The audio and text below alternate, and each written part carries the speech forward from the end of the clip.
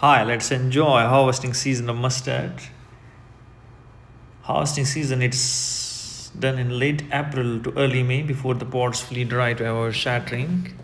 The plants are cut manually with skills and tied into small bundles. Bundles are dried in the sun. After that, they are stacked in piles.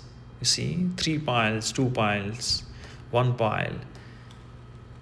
So they are collected in this fashion.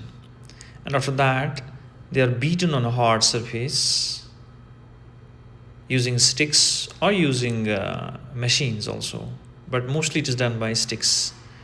And after that, the seeds are collected and they are cleaned from the husks by winnowing.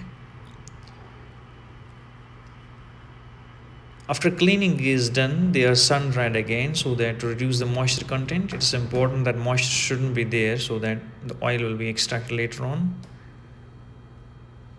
If there is moisture, there will be reduced oil content.